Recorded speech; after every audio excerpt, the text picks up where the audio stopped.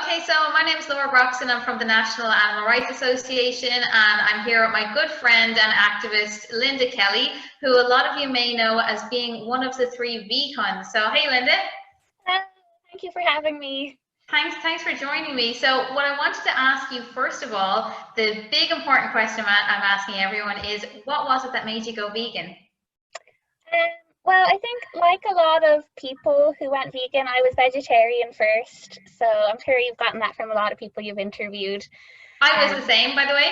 Yeah, I think that's most people's story. So I was vegetarian probably for like 12 years before I started hearing more about veganism. And I was one of those people who was like, oh, I could never go vegan. Like, I love cheese so much.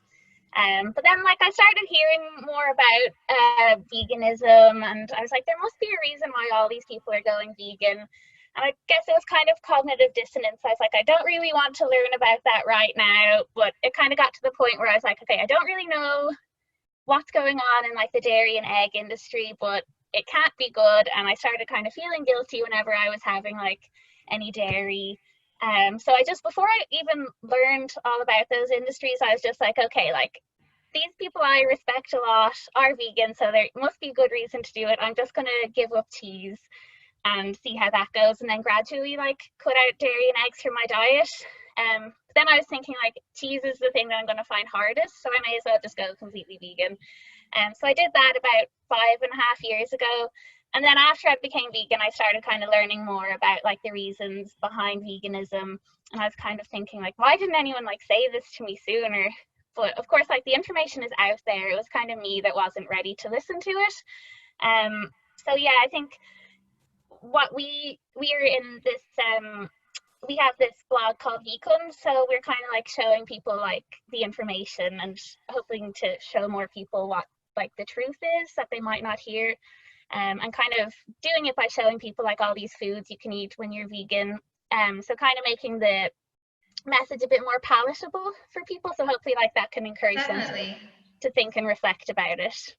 Definitely. And I like with the vegans, you can put up all the kind of horrific facts and stuff, but then at the same time give, well, here's what you can do about it, and here's what I was able to find in town today and eat. So you're giving people the information, but also making it very accessible for them, which is great. Yeah, that was the idea behind it, kind of. And how long is the vegans up and running now? Oh gosh, I would say it must be like 4 years by now. I'm not like completely sure about that, but it's definitely like grown and grown, and like at the start of, or at the end of last year, we reached 10,000 followers. So, amazing.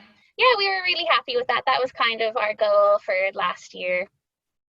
That's really amazing. And a lot of people would use you guys as reference points, even if I'm kind of talking to people on the street with activism or something and veganism comes up. You guys are often references. Oh, like I followed the vegans and I got this information from them. So you're very, very, very popular and very helpful, which is great. And I wanted to ask you, can you remember what your first protest was? And did you get involved in animal rights activism first or human rights activism first? So I watched your interview with Evelyn, and this is the same answer because we both went to our first protest together. So her dad actually took us when we were about 12 or 13 to the protest against the American invasion of Iraq. So that was like, there was thousands and thousands of people there, and like we had like, I guess, a very basic understanding of what was going on because we were so young. But like even at that time, I just remember being like, why wouldn't you come out and protest against this? So then after that, it was still more human rights issues that I would have gone to protests and rallies for. So I remember in college going to the annual Marches for Choice. And then my first animal rights protest, this is also with Evelyn actually. So the circus came to our hometown, so we decided to go out and protest that. It was actually a NARA organised event, but we didn't end up seeing you guys there because I think we went at the wrong time because we showed up. It was just the two of us. We never told you this actually. Oh. So we just stood outside the protest probably for only like 5 minutes because we got really scared with our like little hand-drawn posters before running away. But after that, then I started going to the protests outside the fur shops with you guys. And it was kind of nice because I remember, like, before I was vegan, like, I remembered seeing you guys outside the Barnardos fur shop and being like, oh wow, I will never like be that person. But then there it was. And those protests are really great because you saw like immediate effects of those, because often after a couple of hours of protesting outside a shop, they would tell us that they're removing the fur from their shops. Exactly. It's the one kind of issue where you can almost guarantee sort of immediate results about maybe 70% of the time anyway. So that's great, and I can't believe I never knew that you guys had your own mini protest. Yeah, you may have like been in your car somewhere, like leaving the protest or something, and we were just showing up being like, where is everybody? Wow, well done guys, especially if it was just two of you. That's really awesome. So like your journey from vegetarianism to veganism to human rights activism, animal rights activism, you know, it just kind of shows how everything is interconnected. And as someone who was involved in the campaign for repeal, how important is it to you as a feminist that bodily autonomy is recognized for animals and humans together? Is there an overlap? Yeah, there is definitely an overlap. Like I remember with the repeal campaign, or even when we were out during that time doing the animal rights activism, like people would come up to us and be like, you're out here fighting for the animals, but like what about the unborn babies and things like that. They'd always use like really emotional language. And they thought that it was kind of hypocritical for vegans to be like against killing animals, but for like against or for removing the 8th Amendment. But like that's not really what that was about. Like the whole repeal campaign was about reproductive rights and giving women bodily autonomy, which is like exactly the same thing that like veganism is about. So the movement, the social justice movement of veganism is about like giving animals their bodily autonomy, not using them for their fur or their meat, their leather. So yeah, I think there is definitely a quite obvious crossover there as well. And in terms of like the links between fighting for humans' reproductive rights, like with the dairy and egg industry, you see how the reproductive rights of like hens and cows are violated constantly. So you can definitely like draw very like obvious parallels, I think. Absolutely, definitely. I find sometimes when I'd be approaching maybe like a feminist group or even some of the repeal groups about like the connection and stuff like that, a lot of them would get quite offended that I'd be comparing sort of animals' bodily autonomy to women's reproductive rights and all that. Did you come across any issues with that yourself? No one actually said that to me, but like I can definitely see where that comes from, because like in these hierarchies that like are socially constructed, like dehumanization is like how people justify like treating other groups as like less than. So it's kind of, it's ingrained in our society that animals are like the lower end, they're inferior to us. So it's about like breaking down like that thought process, I guess, for them. Yeah, absolutely. Now, like, you know, along the way, I found that a lot of activists I've met through not animal rights activism, but human rights activism are now opening up to vegetarianism, veganism, animal rights, that kind of thing. But it is a very kind of gradual process. And then in that same regard, I find that a lot of vegans are not that interested in getting on board with human rights campaigns. So have you come across that, and what would your suggestion be as to how we can merge the two sides together? Yeah, I have like seen that a lot of vegans think that only focusing on animal rights is the best kind of tactic. You more so see this with these larger organizations.